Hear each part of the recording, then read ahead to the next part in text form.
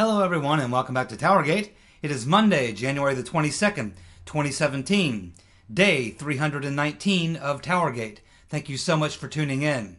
Well, as I'm doing this video right now, you're watching it on a Monday, probably the afternoon or evening Monday, but I'm actually doing this video a little bit before midnight on Sunday evening and Eastern Time. So at this time, as far as the government shutdown is concerned, of course it's 2 days in now.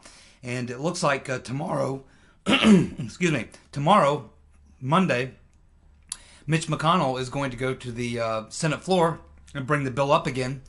And about approximately 1 o'clock in the afternoon, he's going to do this to see if any of those Democrats and some of those Republicans, by the way, there was 5 Republicans that didn't vote for it, to see if there's been some people change their mind, to see if they felt enough pain.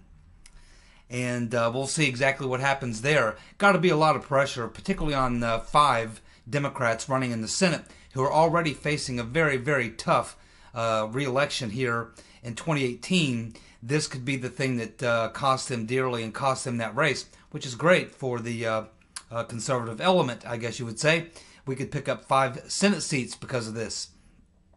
They're already in trouble, but this could be the thing that puts them over the top. And they have got to be really freaking out because on one hand, they're being forced to hold the line and stay with their party. On the other hand, they know that doing so could very likely be the thing that costs them their seat, which probably of these 5 I'm talking about, at least 3 of them are probably going to lose anyway. The other 2, it's neck and neck, 50-50 sort of thing. But things don't look good for them in the future. And if the economy continues to go well and things and such, you could easily see these 5 seats flipped. And I believe that that's what's going to happen. But certainly there's some very nervous Democrats right now in the Senate who would like to be able to cast that vote tomorrow and get out of this thing.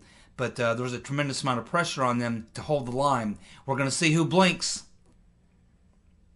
We're going to see who blinks. The Democrats have already lost this fight. It's just how far do they want to go? I mean, how deep do they want to dig the hole? I mean, that's all they're doing is digging a hole deeper and deeper. Chuck Ross of the Daily Caller. The FBI failed to preserve 5 months of text messages between anti-Trump FBI agents, specifically the ones between Peter Benstrokenis and Luce Lisa Page. This was disclosed Friday in a letter from the Department of Justice to the Government Affairs Committee. It appears that there was a mystery glitch. The FBI's technical system failed to retain text messages for the period December 14, 2016 through May 17, 2017. How convenient. These texts would have been at a time that covers the time during the Steele dossier being published by BuzzFeed, Peter Benstrokenis participating in the January 24th interview with Michael Flynn, and when Comey was fired, as well as when Mueller was appointed special counsel. The head of that committee, Ron Johnson, has voiced his displeasure to no shit Sherlock Christopher Wray, the FBI director. Yeah, I think we can see what's going on here. I'm telling you, this is only going to make things worse. Because if they find, and through some investigation, that these texts were purposely done away with, I mean, that's a felony. That is a felony. But this shows you how desperate they are. They would rather commit a felony. And set themselves up for what they're going to be having to put up with over the next week or so because of this. They're willing to do that to keep people from being able to read these messages between Peter Benstrokenis and Lisa Page because they're quite incriminating. Canadian billionaires Barry and Honey Sherman have been found murdered in their home. This occurred on December the 15th of just this past December the 15th. It's being ruled a murder-suicide despite the fact that they were both found strangled, hanging right next to one another. Haaretz News, which is an Israeli paper, is reporting it was a professional contract killing. The Shermans owned a pharmaceutical company that supplied generic drugs to the Clinton Foundation for relief efforts in Haiti and Rwanda, and they were also personal donors to the Clinton Foundation. Add 2 more bodies to the Clinton body count. The Democrats will pay a heavy price for their disastrous play to shut down the government. The longer it goes on, the heavier price that they will pay. Can Schumer hold them together? Chucky knows that he has screwed the pooch. This, along with release of the memo, will destroy the leadership of the Democratic Party. Stick a fork in them. They are done.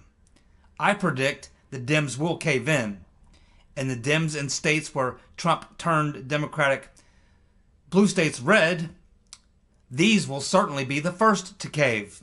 Just watch and see. It will be over by the end of the week, possibly even by Tuesday. It's an epic fail.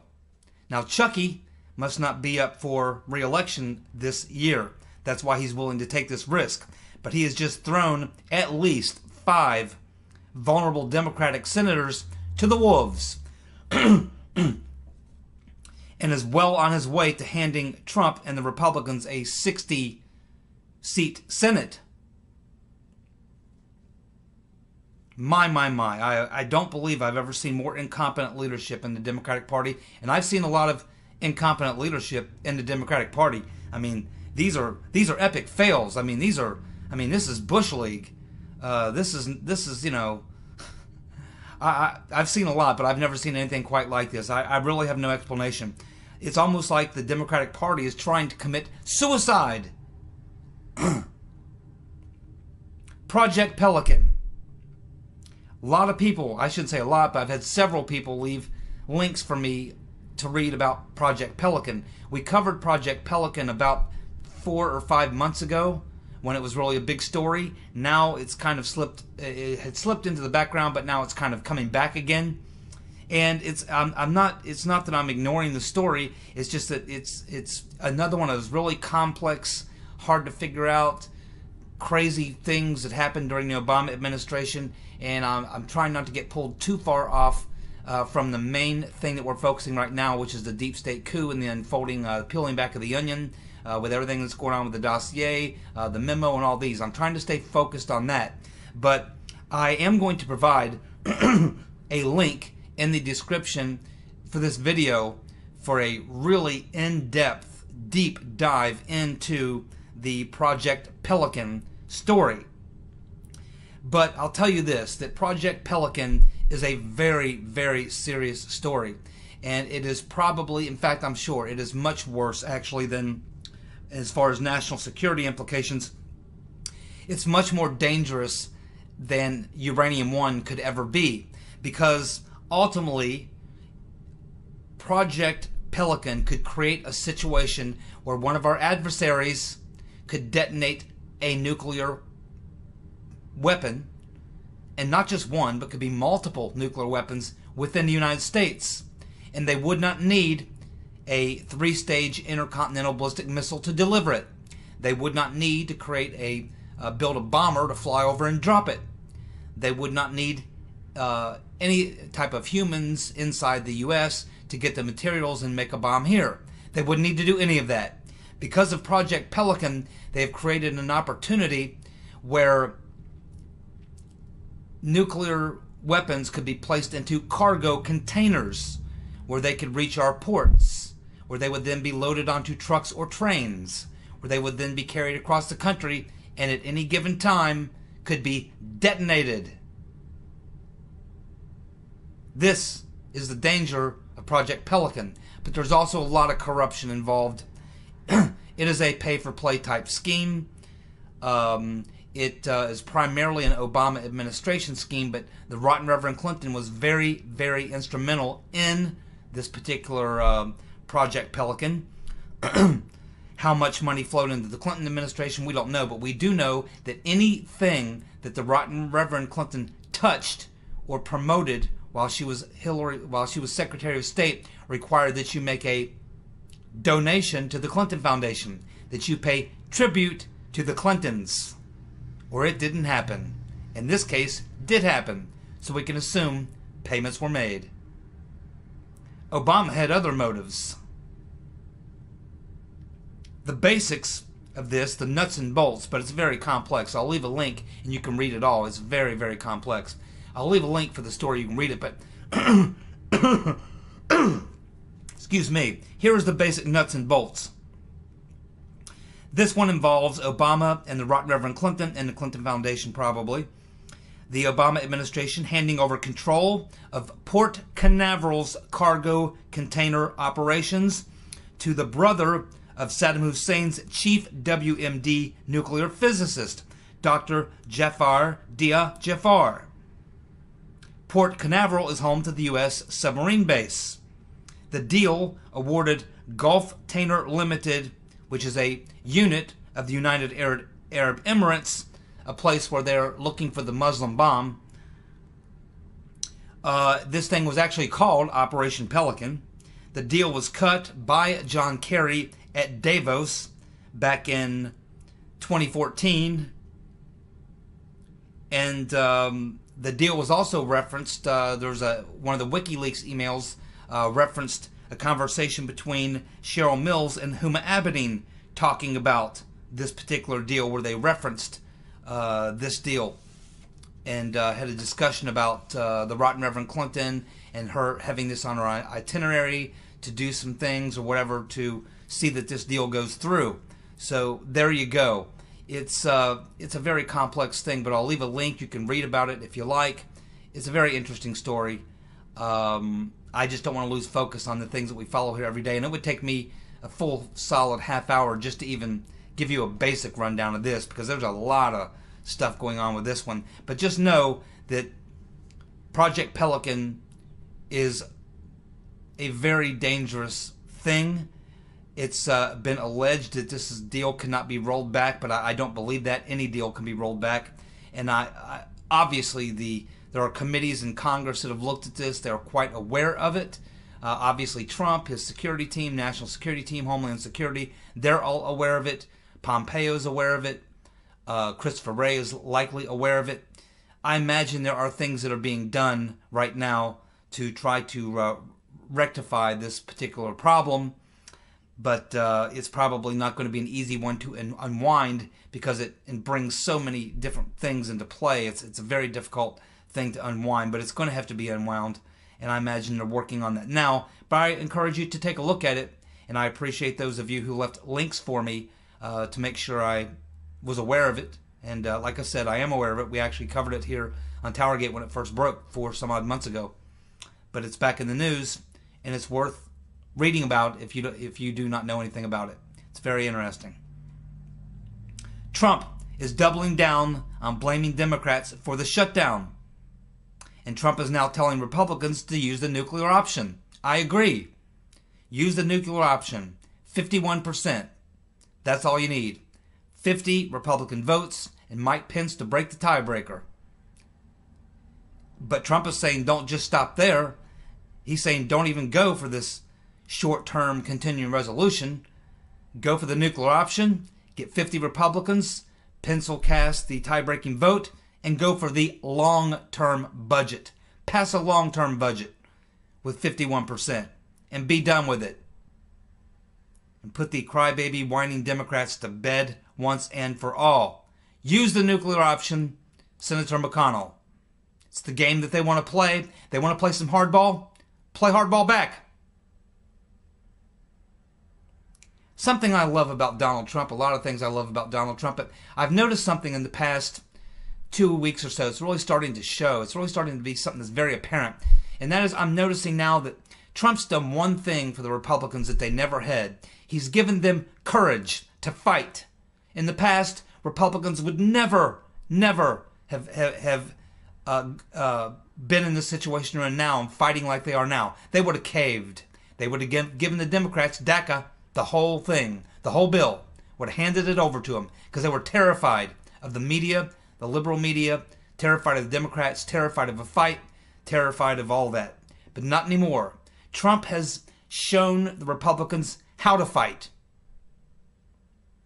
And he has given them confidence now to stand up and really fight back. You're seeing them behave in a way I've never seen them behave before. It's because they have a newfound courage, because the president has set a precedent for how you fight, something that these guys haven't done in decades. Some of them have never been in a real fight before. They cave every time. Trump's been battling these people since before he even got elected, and he's still fighting them back hard. When they hit him, he hits them back twice as hard. That's the lesson that he's teaching them, and they're starting to learn. You're seeing Ryan, you're even seeing McConnell now fighting. And these guys never had a backbone. Now you're seeing what he's doing, because these Republicans have been watching, and they're going, you know, when the president fights back against these people, he wins. He doesn't back down. He fights. I like that. I think I'll try that. Maybe we can win too. All you need is one man with courage. It's been proven throughout history. One person with courage standing up is all it takes. Because people will get behind a person like that. It's called a leader. And we now have a leader with a big, big pair of brass balls. And he shines them daily. New York Times, the Associated Press, Bloomberg, and most of the legacy media are now blaming Dems for the shutdown. Of course, it's a no-brainer. There's no way even that knucklehead Don Lemonhead or Rachel Madcow, not even they could go out and defend this. It's obvious. They're holding the entire country hostage, over 800,000 people who are here illegally. That's a loser, my friends. That is a freaking loser, man. And even these liberal newspapers know that. They're probably stupefied at the stupidity of the stupid ones. That would be the Dems, led by the senile Nancy Pelosi and an egomaniac Chucky Schumer. These people, they're not going to be in their leadership positions probably. They'll probably be gone before 2018. I don't think they can hold on. I think after they lose this fight, they're going to get beat so bad in this deal that the very next thing that will happen when it's over will be national Democrats calling for them to go now. Go now. See ya.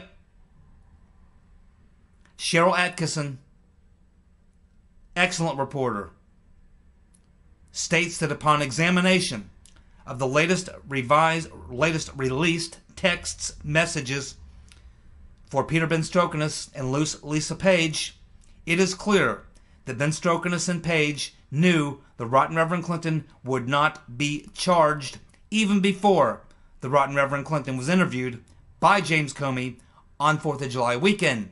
Of course. I think I know what text she's referring to, by the way. I think I know what she's referring to. There was a text conversation going on between Loose Lisa and Benstrokenis, where Paige had texted Benstrokenis back, and she had said this about Loretta Lynch. Quote, "It's a real profile in courage, since she knows no charges will be brought." Unquote. A profile in courage because she knows no charges will be brought. This particular conversation was a conversation that Loose Lisa Page had with Peter Benstrokenis right after the meeting on the tarmac had happened and had been discovered. Then Loretta Lynch comes out and says that she will step back from making a ruling and will rely and go along with whatever Comey, the FBI, and other Justice Department lawyers decide is the correct position. And they were talking about whether or not to file charges against the Rotten Reverend Clinton. So Loretta Lynch is saying, well, because you caught me on the tarmac in the tarmac meeting, I'm obviously compromised. I'll step back, but I'm going to go along and back up whatever Comey, the DOJ lawyers decide. And so then, after that, Paige sends a text to Peter Benstrokenis and says, "It's a real profile in courage, since she knows no charges will be brought. So what she's saying is that obviously they knew, and Loretta Lynch knew when she made that statement, that Comey was not going to charge her, even after all the evidence was there, even after he went out, stepped up to the podium, and laid out the case. He exonerated her anyway. And Loretta Lynch knew that's exactly what was going to happen. And this text proves it. More evidence, as if we need any more evidence. Now here's something else, another reason you gotta love Trump. You're gonna like this one. If you call the White House switchboard line now, which apparently about 300,000 people a week or something call the White House switchboard number to leave a message about something they support or something they oppose or their feelings on whatever, you can call the White House switchboard and you can leave a message. Well, because of the government shutdown, the people who would normally answer those switchboards are not there. So they've instead replaced it with a recorded message. So if you call the White House hotline right now, the switchboard hotline, you will hear the following recorded message. You ready for this? Thank you for calling the White House. Unfortunately, we cannot answer your call today because congressional Democrats are holding government funding for our troops and other national security priorities hostage to an unrelated immigration debate. Thank you. Thank you for calling the White House. Unfortunately, we cannot answer your call today because congressional Democrats are holding government funding for our troops and other national security priorities hostage to an unrelated immigration debate. That is hilarious. That is absolutely hilarious. Oh my God. Oh man, I love this guy. I love this guy. I mean, he's got a sense of humor. I mean, it's true. It's sarcastic. It's something that no other president has ever or would ever do. Not in modern history. Certainly Bush never would have done that. Certainly no other president, not Reagan, nobody I can think of would have ever done that. To change the White House recording to something like that. It is just absolutely hilarious because you are going to have a lot of people calling the White House switchboard line, and they know that. Whenever you have a government shutdown, the first thing a lot of people do, especially liberals, people who are not used to thinking for themselves, they think, uh-oh, government shutdown. And people who get Medicare and Medicaid and Social Security, these people start calling the White House switchboard like gazillions of people call. They just flood the switchboard. Am I going to get my Social Security check? Am I going to get my Medicaid card? Am I going to get my food stamps? Am I going to get my... You know, there'll be people calling and wanting all this stuff, but now when they call, they're going to get this recorded message. Conservatives won't be calling because they're not looking for a fucking handout, are they? No, they'll be going to work. Or they will have prepared for what's going on and they understand what's going on. No, only the psychologically, mentally needy, and that would be liberals. They're very needy people. They're needing a lot of psychological massaging just to get through the day. They need the Democrats to massage their egos, to make them feel better, to make them feel like they can't get through a day without a Democrat in Congress fighting for them, shutting down the government, over 800,000 illegal people. And a lot of these people will worry that they won't get their government check or their Medicaid or their Social Security. Oh, they're all going to get all those checks. That doesn't stop. All essential elements of the government continue to function. I was in the military during 2 government shutdowns. We got paid. Even though they say, yeah, well, the military don't get paid. I was in during 2 government shutdowns, and we got paid both times. Now, the military gets paid once a month. At least when I was in, they got paid once a month. The 30th of the month. On the 30th of the month is when you got paid in the military. And if you gave blood, you could get the whole day off. So what I used to do is get up in the morning, go on down to the hospital, give blood, come back, get my check, and I had a 3-day weekend. Every once a month at the end of the month, I got a 3-day weekend. I gave a lot of blood, that's for sure. But I got my damn 3-day weekend. But yeah, I was in there during 2 government shutdowns, and we got paid both times. I don't recall any interruption of payment or anything like that. There are certain things that will be affected, but all essential things. If you get Social Security, Medicaid, Medicare, all these things, they all continue. You will have interruptions, you will have glitches, you'll have various other kind of things going on. But for the most part, nothing really shuts down. It's just, you know, it doesn't really happen. One final thing. Well, you can imagine after this first story I told you about with the FBI discovering that they cannot provide these text messages from Peter Ben Strokinus and Lisa Page because they've had a mystery glitch in the system which has caused them to lose those communications. You can imagine that, of course, a lot of the Republicans are not believing it. It's a dog ate my homework sort of thing. So they're not believing it, and they're very, very angry. One of the more angry members would, of course, not surprise us. It is Jim Jordan, one of our favorite patriots, and he is fed up. Jim Jordan is fed up, and he is now calling, as a result of this latest scam by the DOJ, he's now calling for a special counsel after the FBI loses Peter Ben Strokinus and Lisa Page text messages. They lose the messages. No one believes that. No one believes it any more than you would teacher believes that the dog ate your homework. No one believes it. It's bullshit. Whatever they had to get rid of was obviously very, very damaging, because at this particular time to have to come out and even do this, they're going to take a lot of hits, and it doesn't look good. But whatever it was, they must have said, man, if we come out and tell them that we lost these text messages, they are going to have a fit. They're not going to believe us. They're going to have a fit. They're going to be crying about obstruction and various other things. We could even be in more legal liability than we're already in. This is bad news. But you know what? If we actually produce what they want, it's even worse. You see what I mean, friends? As my good friend Styx Hexenhammer likes to say, they're between a cock and a hard place. Definitely not a place I want to be. Whew.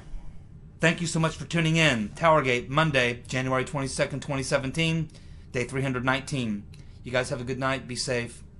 And I'll be back tomorrow on Tuesday, and we'll see what shoe drops next. TikTok, drip drop.